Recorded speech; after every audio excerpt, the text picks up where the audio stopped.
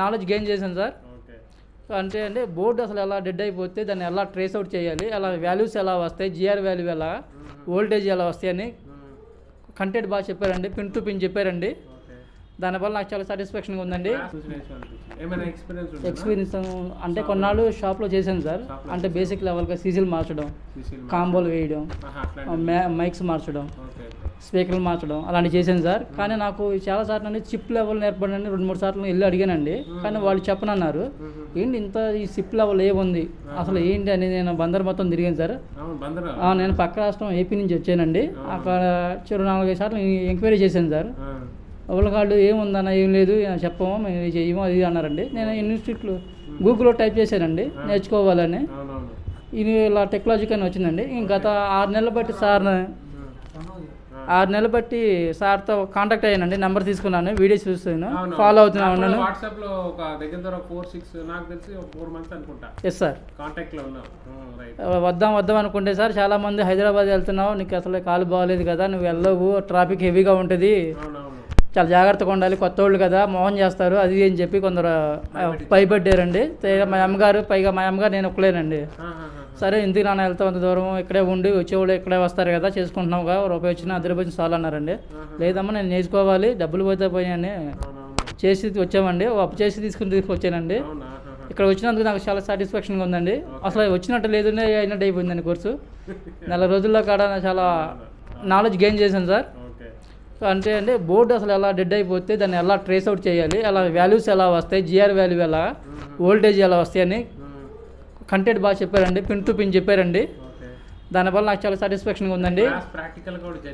Practical లైవ్లో చేశారండి. ప్రతి మొబైల్ కూడా చూపించారు, మాకు లైవ్ ఫోన్స్ ఇచ్చారు. దాన్ని ఐసీ రీబాలింగ్ చేయడం కానీ ఎలా చేయాలి, డబుల్ డెక్కర్ ఉంటే ఎలా చేయాలి, పేస్ట్ డేస్ అంటే ఎలా చేయాలి, ఎలా రిమూవ్ చేయాలి, ఎంత హీట్ పెట్టాలి అనేది ప్రతిదీ చెప్పారండి.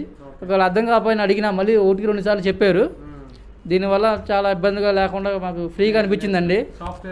సాఫ్ట్వేర్ అయితే ఇంకా చాలా ఈజీగా ఉందండి. సార్ నేను ఫస్ట్ భయపడ్డానండి, సాఫ్ట్వేర్ ఎలా చేయాలి ఏంటో. షాప్కి వెళ్తే 300-400 తీసుకునేవాళ్ళండి. మాకు షాప్ అని చెప్పినా కూడా అదే చేసేవాళ్ళండి. ఇది కూడా దీనికి నేర్చుకోవాలి అన్నీ చాలా కష్టపడ్డానండి. మాకు అయ్యప్ప మొబైల్స్ అని ఉండేదండి బందర్లో. వాడు అడిగితే ఇది ఎవరికి లేదు నేను చెప్పను అనేవాడండి. నేను సొంతంగా రావాలి, నేర్చుకోవాలి, వెళ్ళాలి, మనం షాప్ పెట్టాలి అని చెప్పి వచ్చేసాను సార్. అలా వచ్చినందుకు సార్ కూడా బాగా చాలా బాగుంది సార్. చాలా నాలెడ్జ్ నేర్చుకున్నాం, మనం ఓన్గా పెట్టుకోగలం. ఏదైనా ఈజీగా రావచ్చండి, భయపడడం అలాంటి ఏం చేయొద్దండి. రావచ్చు, ధైర్యంగా వెళ్ళొచ్చు. సార్ చెప్తారు, అడిగిందల్లా 1-2 సార్లు చెప్తారు. మీకు ఇంకా అర్థం కాకపోతే పక్కన వేరే వాళ్ళు టీచింగ్ స్టాఫ్ ఉంటుంది, వాళ్ళు కూడా ఎక్స్ప్లెయిన్ చేస్తారు. మీకు ల్యాబ్ కార్డ్ చేపిస్తారు, మీకు డౌట్స్ అనేవి క్లారిఫై చేస్తారు. మీకు వచ్చినందుకు నాలెడ్జ్తో పాటు వాళ్ళకి వెళ్ళడానికి కొంచెం అవగాహన కూడా కలిగిద్ది. మీరు పూర్తిగా ఫుల్ ఫ్లెడ్జ్డ్గా వెళ్ళగలరు. ఇక్కడ వచ్చినందుకు ఎవరు వెళ్ళైనా సార్ రామోహన్ని నేను చెప్తాను సార్, ఎలాంటి ఇబ్బంది ఏమి ఉండదు. అది 0 నాలెడ్జ్ వచ్చింది కానీ హీరోగా చేయగలరు అండి. సార్కి ఆ సబ్జెక్ట్ ఉంది, నేర్చుకునే సత్తా మనకు ఉంటే చాలండి. అంటే అలా సాటిస్ఫై అయ్యింది. అంటే మీ బ్యాచ్లో ఇప్పుడు చాలా మంది వచ్చారు, 15 మంది ఉంటాయి కదా. Yes sir. ఆ 15 మందిలో నువ్వు చూసుంటావు కొంతమంది. అవునండి, కొందరు అందరూ అండి, కొందరు షాపులు ఉన్న వాళ్ళు వచ్చారండి, కొందరు 0 నాలెడ్జ్ వచ్చారు. సార్ మాత్రం అందరికీ ఒక లెవెల్గా చెప్పారండి.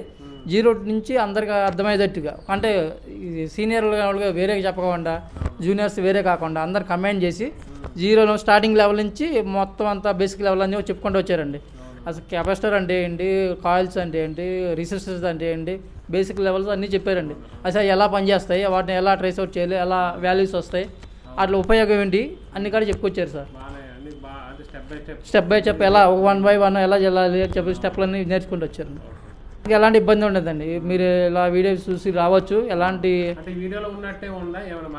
లేదు సార్, సేమ్ వీడియోలు ఏంటంటే ఆ వీడియోలు ఉన్నదే మనం చేసిందే పెట్టామండి. అక్కడ మనం చేయింది పెట్టింది ఏం కాదు కదండి, వాళ్ళు ఉన్నది వాస్తవం జరుగుతున్నదే మనం అక్కడ పెట్టామండి. ఏది లేనిది ఉన్నది లేని చూపించి చేసేది ఏం కాదండి.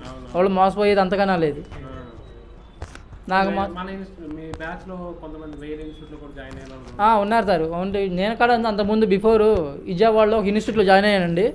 వాళ్ళు కూడా మాకు బేసిక్ లెవెల్లో చెప్పారే కానండి, బోర్డు అంటే కానీ చెప్పలేదండి. కనీసం వాళ్ళకి ఎక్విప్మెంట్ కూడా లేదండి.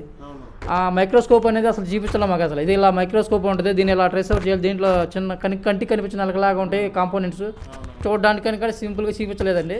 మాకు అక్కడ చేయలేదని చెప్పి మేము పనివాళ్ళ ఇక్కడ యూట్యూబ్లో సెర్చ్ చేసి సార్తో కాంటాక్ట్ అయ్యి మాట్లాడుతూ మెల్లమెల్లగా ఒక 6 నెలలు. ఎలా ఉంటుంది మన ఇన్స్టిట్యూట్ బడ్జెట్ ఫీజులో? అంటే ఫీజు ఎంతైనా పడుతుంది? ఫీజు అండి సార్ చెప్పింది రిలవెంట్గా ఉంటుందండి ఫీజు.